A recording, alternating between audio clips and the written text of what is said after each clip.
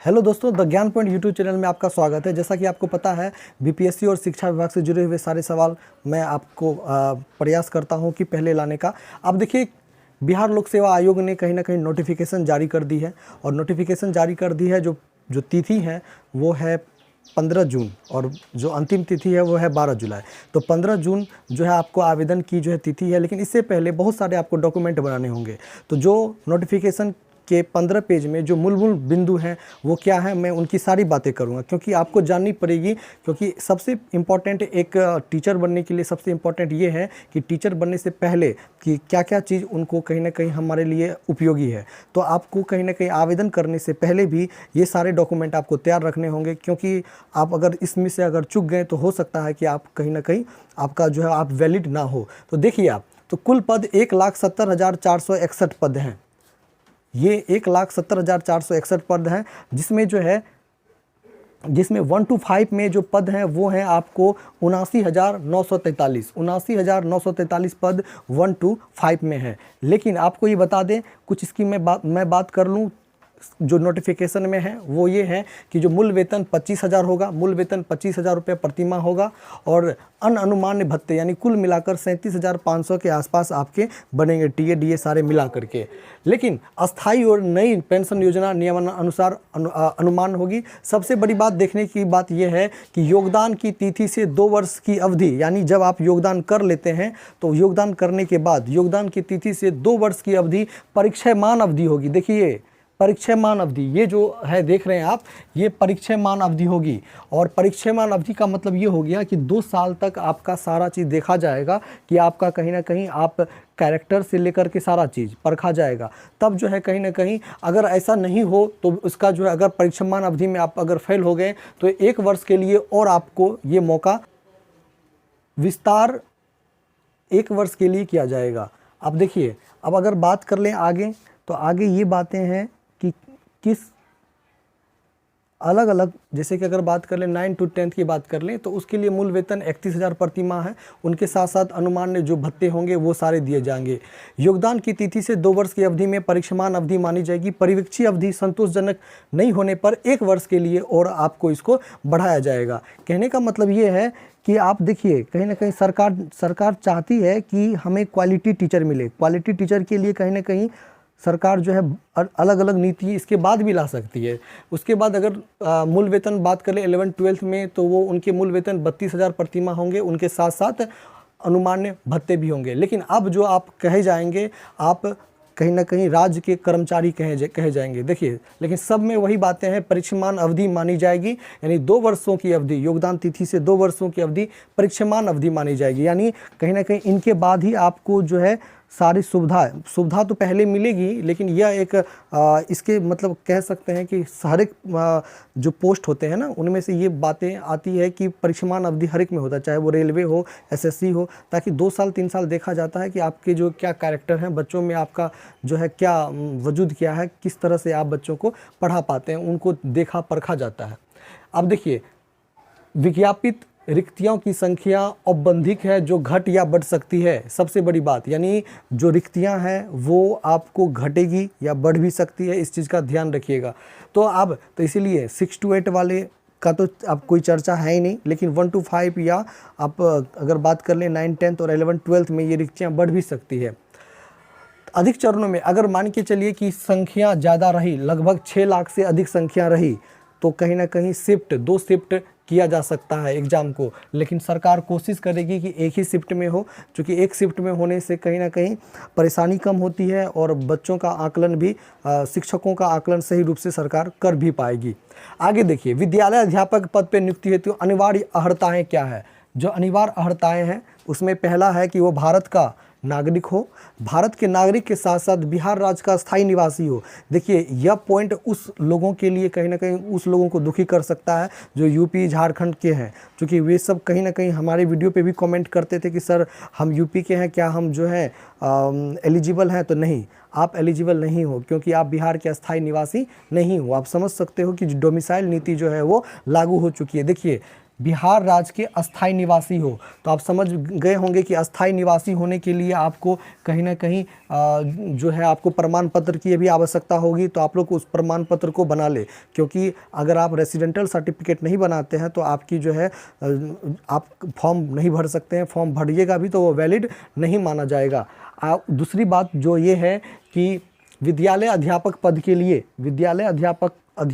के लिए नियुक्ति हेतु राष्ट्रीय अध्यापक शिक्षा परिषद द्वारा समय समय पर जो है अलग अलग योग्यता धारित करता है, जो निम्न है। मतलब कहने का मतलब है, आप जानते हो कि जो बिहार सरकार जो है समय समय पर अलग अलग जो है योग्यता धारित करता है, कभी उसमें बदलाव भी करता है। तो उसमें जो मूल चीज़ें हैं वो ये हैं 1 to 5 के लिए। अब देखिए 1 to 5 के लिए क्या क्या है कि न्यूनतम 50% अंकों के साथ उच्चतर माध्यमिक का मतलब ये हो गया कि 10+2 की बात कर लें, ठीक है, या प्रारंभिक शिक्षा शास्त्र में 2 वर्षीय डिप्लोमा, यानी कहने का मतलब है आप इंटर कर चुके हो और इंटर के साथ अगर आप डिप्लोमा कर चुके हो, यानी आप डीएड कर चुके हो या डीएलएड कर चुके हो, चाहे उसे कोई भी नाम दिया जाए, उनको बीटीसी भी कहा जाता है, डीएलएड भी कहा जाता है और अलग अलग जगहों में अलग अलग नाम कहा जाता है। यहाँ तक कि अगर आप राजस्थान से हो, आप यूपी से हो, हरियाणा से हो, तो वहाँ पर भी अलग अलग इन्हें नाम से पुकारा जाता है। तो इस चीज़ को आप ध्यान में रखिएगा कि वो आपका डीएड है तो डिप्लोमा इन एजुकेशन, बीटीसी भी, ये सारे चीज़ जो है अलग अलग नाम से चलता है, लेकिन वो शिक्षा के क्षेत्र में यानी आपको डिप्लोमा इन एजुकेशन ही माना जाएगा।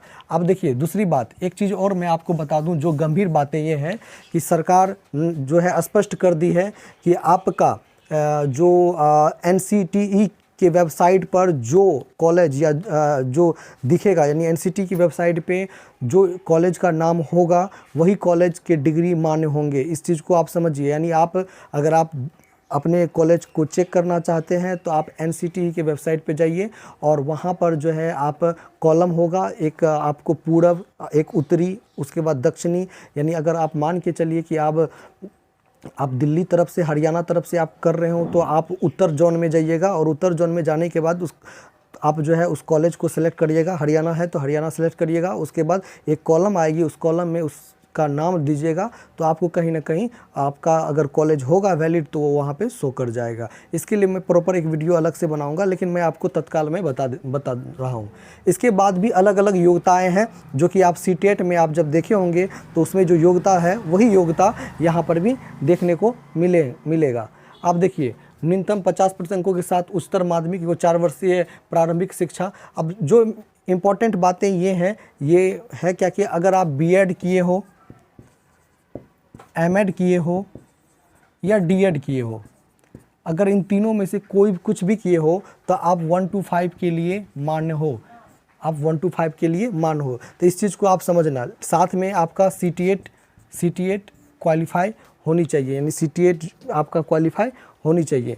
तो इस चीज़ को समझिए। लेकिन एक जो इम्पॉर्टेंट बात है वो ये है, जो डीएड वालों को नहीं करनी पड़ेगी, वो है ब्रिज कोर्स। आगे देखिए, अब इस पॉइंट में आप देखिए कि अगर 2 साल के भीतर एनसीटीई द्वारा मान्यता प्राप्त प्राथमिक शिक्षा में 6 महीने का एक सेतु पाठ्यक्रम होता है, जिसको हम लोग बोलते हैं ब्रिज कोर्स, आवश्यक रूप से पूरा करना होगा। संबंधित विद्यालय के प्रशिक्षण को पूर्ण करने हेतु 6 महीने का सवेतनिक अवकाश मिलेगा।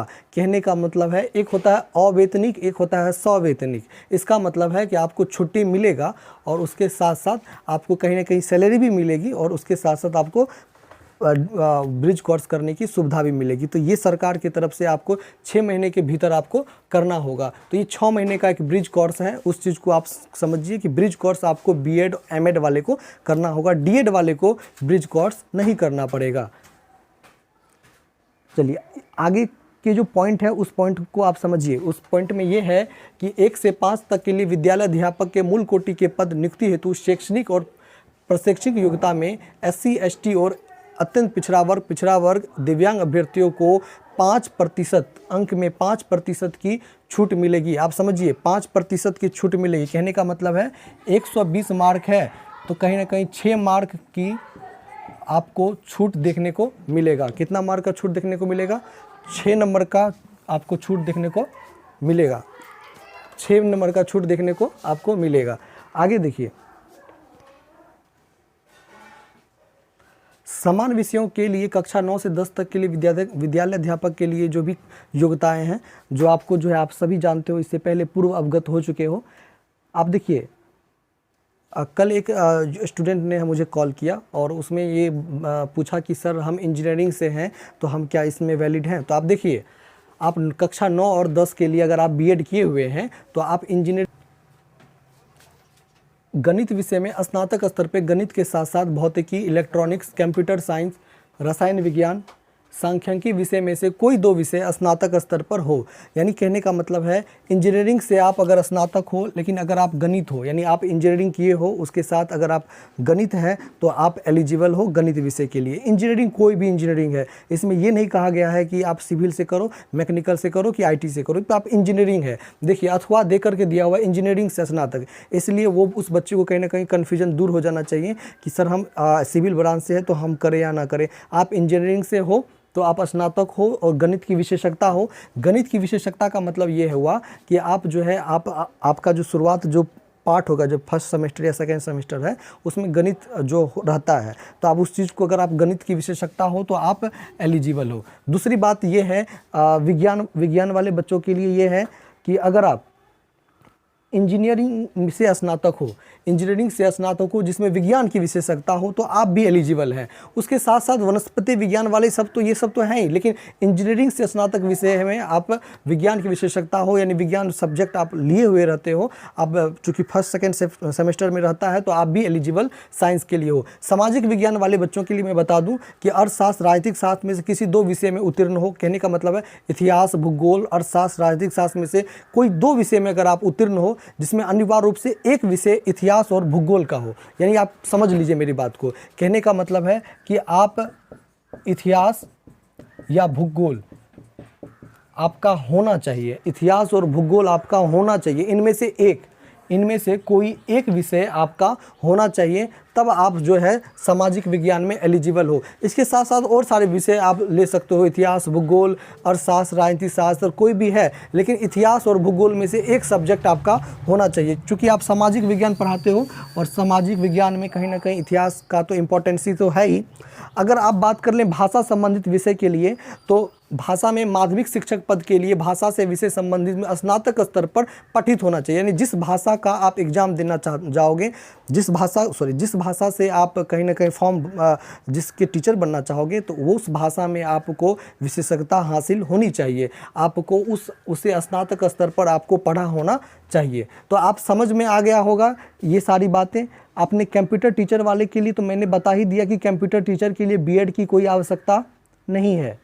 आप देखिए, और जो मूल बातें हैं मैं आपको बता दूं, कंप्यूटर विज्ञान विषय के अभ्यर्थियों के लिए बीएड की कोई योग्यता अनिवार्य नहीं है, यानी उन्हें बीएड करना नहीं पड़ेगा। यदि वो MCA BCA वो किया हुआ है तो उन्हें कहीं ना कहीं कंप्यूटर शिक्षक बनने के लिए ज़्यादा परेशानी नहीं उठानी पड़ेगी। आगे देखिए एक चीज़ मैंने इससे पहले मैं बता चुका हूं। तो देखिए, NCTE अधिनियम 1993 में प्रवृत्त होने के पूर्व केंद्र और राज्य सरकार द्वारा मान्यता प्राप्त संस्थान या NCTE अधिनियम के प्रवृत्त होने के उपरांत NCTE से मान्यता प्राप्त संस्थान से ही आप कहीं ना कहीं आपको वैलिड होना चाहिए। अगर नहीं है तो आपका कहीं ना कहीं वो जो है प्रमाण पत्र मान्य होगा। अगर आप उससे हो, मतलब NCTE के गाइडलाइंस में हो तो मान होगा, अगर ऐसा नहीं हो तो प्रभावी नहीं होगा। कहने का मतलब है कि आपका जो कागज़ जो है, आपका डॉक्यूमेंट वो अमान्य हो जाएगा, क्योंकि NCTE के पोर्टल पर उस कॉलेज का नाम नहीं है। देखिए, राज्य सरकार और केंद्र सरकार द्वारा समय समय पर जो शिक्षक पात्रता परीक्षा ली जाती है, आप भी जानते हैं, CTET, STET, BTET, इस तरह से। तो आप देखिए, प्राथमिक शिक्षक के लिए CTET पेपर 1 या BTET पेपर 1 आपको पास होनी चाहिए, सबसे पहली बात। दूसरी बात, माध्यमिक विद्यालय के अध्यापकों के लिए STET पेपर 1 और उच्च माध्यमिक विद्यालयों के अध्यापकों के लिए STET पेपर 2, ये उत्तीर्ण होना आपको चाहिए। लेकिन एक चीज़ और बता दें कि 2012 से पूर्व नियुक्त जो हुए हैं, 2012 से के बाद नहीं, चूँकि 2012 के बाद जो है कहीं ना कहीं BTET STET काफ़ी बार लिया गया है, तो 2012 से पहले जो नियुक्त जो शिक्षक हैं उसको जो है दक्षता परीक्षा यानी CTET BTET STET पास करने की कोई आवश्यकता नहीं है, उन्हें अनिवार्य नहीं है। तो इस चीज़ को आप ध्यान में रखिए कि जो भी नियोजित शिक्षक होंगे, जो भी नियोजित शिक्षक होंगे उनको स्टेट का ज़रूरत नहीं है, वो सिर्फ नियोजित हैं बस। अब देखिए और आगे देखिए जो है, जो पॉइंट में ये बातें हैं कि पात्रता परीक्षा उत्तीर्ण हो और शिक्षक प्रशिक्षण पूरा कर लिए हो, शिक्षक प्रशिक्षण की परीक्षा में सम्मिलित होने वाले हो, तो वे भी विद्यालय अध्यापक के पद पर नियुक्त हो सकते हैं। कहने का मतलब है उनका, लेकिन गाइडलाइन है, उनका गाइडलाइन 31/8/2023। आप समझिए इस बात को कि अगर आप 31/8/2023 तक अगर मान के चलिए सीटेट जुलाई 2023 में आपने कर लिया, ठीक है, और अगर सीटेट जुलाई का एग्ज़ाम जो है आपको 31/8/2023 तक अगर आपका आ गया है तो आप भी वैलिड हो जाएंगे। यानी बहुत सारे अभ्यर्थी ऐसे हैं जो 2021-23 वाले हैं लेकिन उनका सीटेट पहले बार क्वालिफाई नहीं हुआ, सीटेट जुलाई में आपका हो सकता है। तो सीटेट जुलाई में अगर आपका एग्ज़ाम अगर होगा 2 जुलाई से संभवतः, तो अगर हो सकता है अगर रिजल्ट 31/8 तक में अगर दे तो कहीं ना कहीं आपके लिए वो फ़ायदा रहेगा। लेकिन इससे पूर्व भी बहुत सारे का सीटेट निकल चुका है, तो उसकी बात हम आगे देखिए।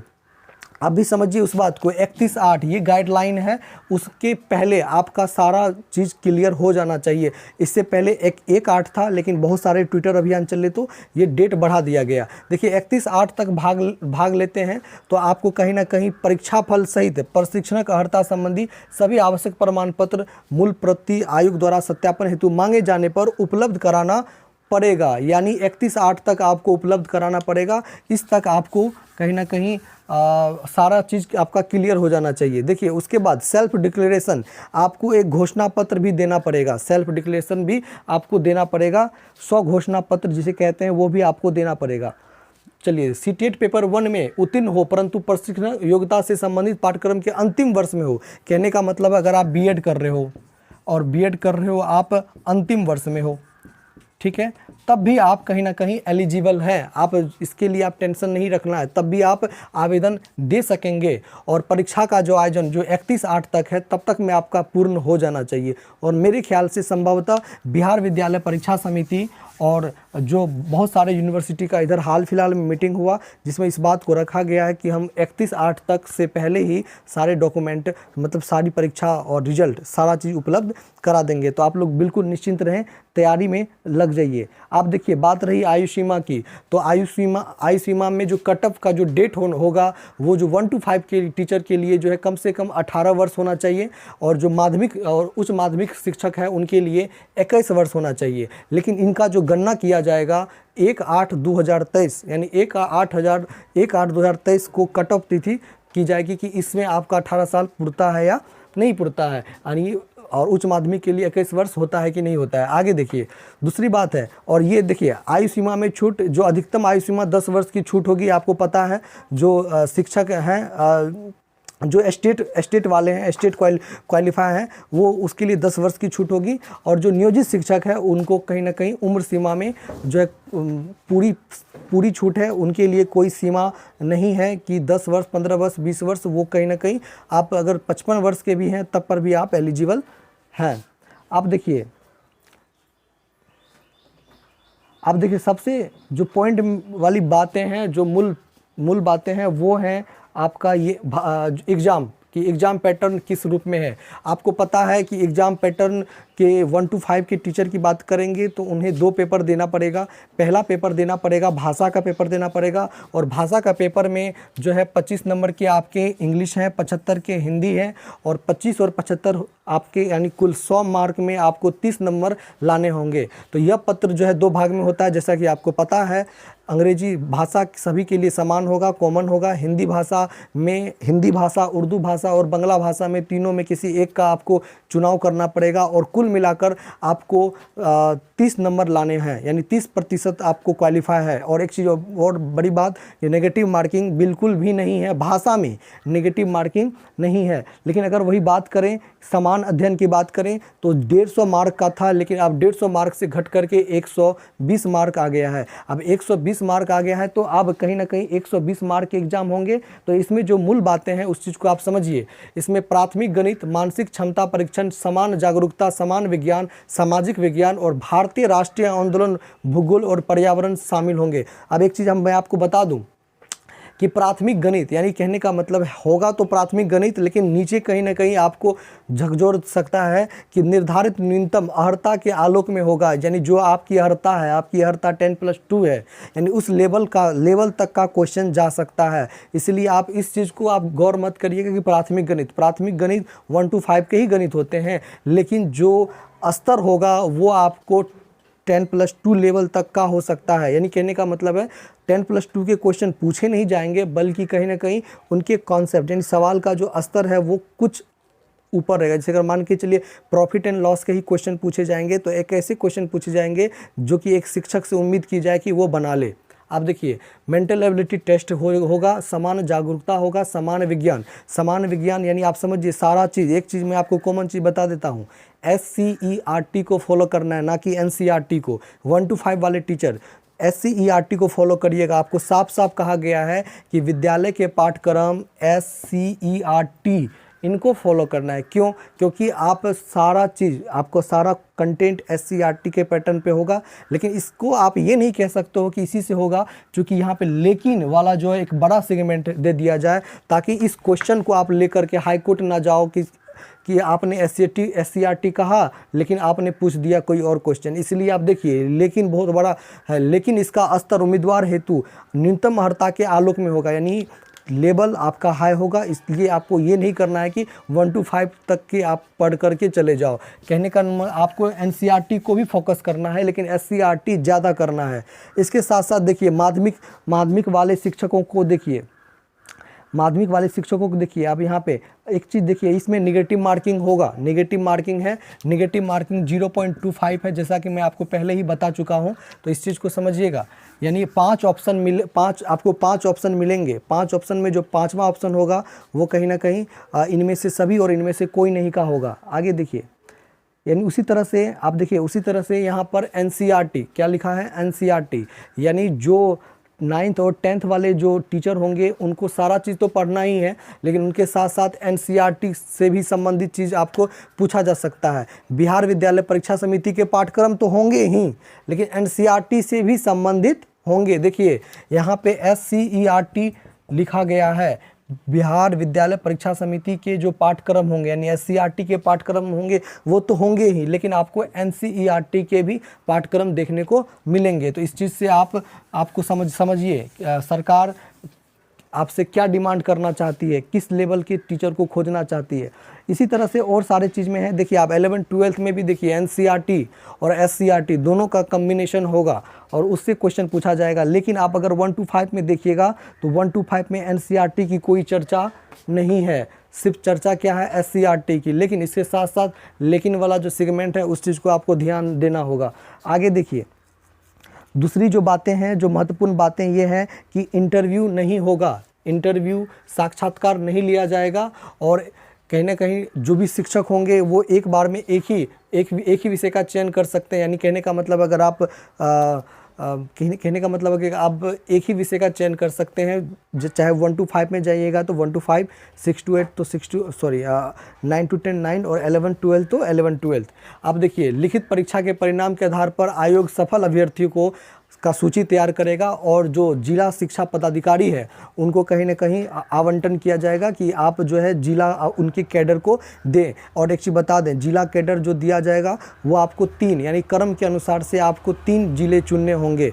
जो 3 जिला चुनिएगा और आपका जो मेरिट होगा उसमें जो जिला पहली प्राथमिकता पे होगा वो आपको दिया जाएगा। अगर इन 3 जिलों में आपका सिलेक्शन नहीं हुआ हो तो फिर जो है आपको कहीं ना कहीं दूसरे जिला आवंटन किया जाएगा, जहां पर आपको कहीं ना कहीं आपका जो मेरिट है उस हिसाब से। और इसका जो तरीका होगा वो ये होगा कि जो भी देवनागरी लिपि में जो भी कैंडिडेट आएंगे उनको वो चीज़ आवंटन करवाया जाएगा। देखिए तो नाम वाले उम्मीदवार को वरीयता दी जाएगी, देवनागरी लिपि में वर्णमाला के अनुसार नाम वाले को वरीयता दी जाएगी। 3 जिला का आप चयन कर सकते हो अवरोही क्रम में देना, यानी कहने का मतलब ये है कि पहली प्राथमिकता अगर आपकी पटना है तो पटना, उसके बाद समस्तीपुर तो समस्तीपुर, फिर दरभंगा। तो इस तरह से, यानी पहले बार अगर पटना मिलेगा, अगर वो नहीं मिला तो समस्तीपुर, नहीं तो उसके बाद दरभंगा। तो आप जिसमें आपका पहला चॉइस होगा वो आपको पहला देना पड़ेगा। उसके बाद कहने का मतलब है कि मैंने बता दिया है कि अल्फ़ाबेट के आधार पर आपको आवंटित की जाएगी। देखिए, मेरिट कम चॉइस के आधार पर संबंधित जिला में जिला शिक्षा पदाधिकारी द्वारा परंतु मेधा के आधार पर अधिमानता के विद्यालय में रिक्ति नहीं होने पर जो है किसी भी विद्यालय में आपको दिया जा सकता है। अगर मान के चलिए आपका मेरिट नहीं है तो जहाँ पे वो सीट होगा वहाँ पर आपको दे दिया जाएगा। तो ये कहीं ना कहीं विषमता बनी हुई थी कि क्या कि 3 जिला ही सिलेक्शन है और 3 जिला के बाद क्या वो जॉब नहीं कर सकता, करेगा। वो 3 जिला अगर आपका सिलेक्शन नहीं हुआ तो जहाँ पे उनको सीट मिलेगी वहाँ पे आपको वो दे दिया जाएगा। आप देखिए, आगे देखिए, इस नियमावली के अंतर्गत 3 बार परीक्षा में आप भाग ले सकते हैं, यानी आप कुल 3 बार परीक्षा में आप भाग ले सकते हैं। ये कहीं ना कहीं सरकार ने स्पष्ट कर दिया है।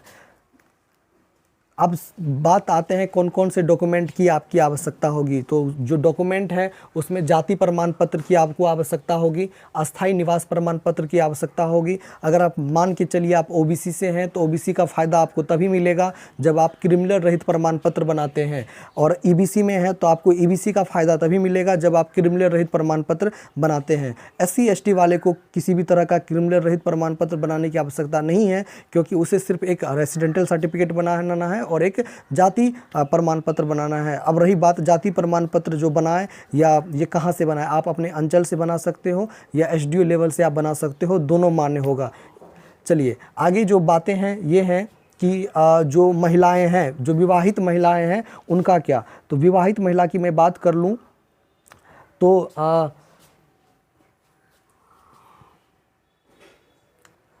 आरक्षण का दावा करने वाले विवाहित महिलाओं का जाति, अस्थायी निवास और क्रिमिनल प्रमाण पत्र जो है वो जो है उनके पति के नाम से उनके पिता के नाम से बनेगा, ना कि उनके पति के नाम से। देखिए आप, उनके पिता के नाम और पता से निर्गत होना चाहिए, ना कि उनके पति के नाम से। तो ये एक बड़ी बातें हैं जो आपको समझना चाहिए। बहुत सारे जो अविवाहित महिलाएं हैं उनके लिए ये आपको, आप समझ लीजिए कि आपको पति के नाम से प्रमाण पत्र ना बनाकर आपको उनके पिता के नाम से, कहीं ना कहीं पिता के नाम से, पिता के पता से निर्गत होना चाहिए। यानी कहने का मतलब है अब वो मामला ख़त्म हो गया। जैसे मान के चलिए यूपी की महिला है, बिहार में शादी कर चुकी है, तो आप कहीं ना कहीं उनको जॉब होगा, तो ऐसा नहीं होगा। क्योंकि वह बिहार की महिला है और वह यूपी में बस गई है तो बिहार में वह जॉब कर सकती है। तो इस चीज़ को आप ध्यान में रखना चाहिए, क्योंकि पिता के नाम से आपका वो प्रमाण पत्र बनेगा। देखिए आगे जो बातें हैं,